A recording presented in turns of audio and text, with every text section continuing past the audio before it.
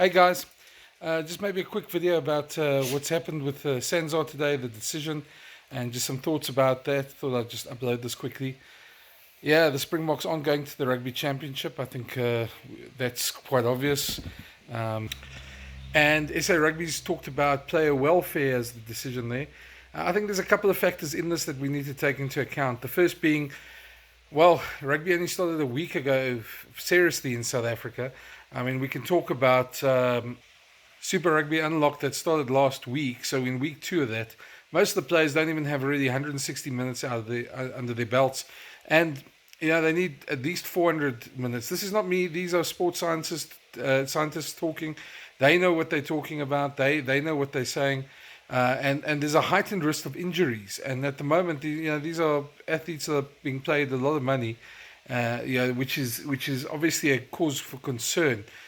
So that's the first thing. The second thing is there's I think 24 players playing in Japan, France, England, and other parts of Europe, that would have been involved in this.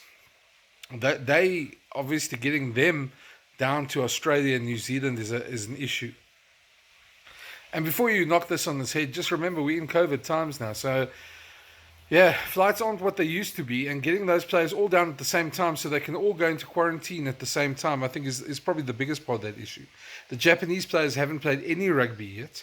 And while the English and the French players have played, there's been COVID outbreaks. If you think of Sale and how many players were affected, we don't know if any of the South African players were affected there in that outbreak there. But that's just one place where there's been quite a heavy COVID outbreak, so which would make quite a big difference to the squad as well. So getting them there is a problem. Then just getting the logistics of everything together and having them train together is an issue. I know they've bent over backwards to try and make this happen, but still, it's not going to be your ideal preparation. This against an Australian and New Zealand teams who've been there, for already and had full domestic competition, 2 Bledisloe Cup tests, and will be primed for action. I think that's the next thing that comes into play. I know there's a number of people who will probably say that, Argentina haven't played any games either, but I don't think Argentina are in the situation where they can actually afford not to go. A lot of their players are anyway in Europe and aren't coming through. There's a couple of players in Scotland that haven't been able to train and fly down to Australia, so they're going to be at a disadvantage. So while I expect some brave performances, I don't expect them to trouble the Australians and the New Zealanders in that Rugby Championship either. It's a very disappointing thing from a South African point of view. There's obviously commercial losses, but I think they've budgeted for those losses, and I think if you take into account the fact that they signed another sponsor, FNB got back on board this year for another 5 years. If you take into account that, and you talk about that as a factor, and with jersey sponsor next year coming for the Lions Tour and the Lions Tour coming along, then there'll be quite a bit of income coming over the next year. And I think a strong domestic competition is a good thing for South African rugby.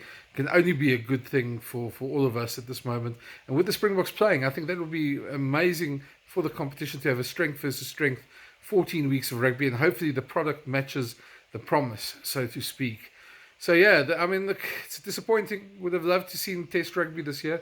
I think we all would have loved to see that, and with COVID has dealt us all a couple of interesting hands. I mean, you just have to look at this hairstyle of mine, but anyway.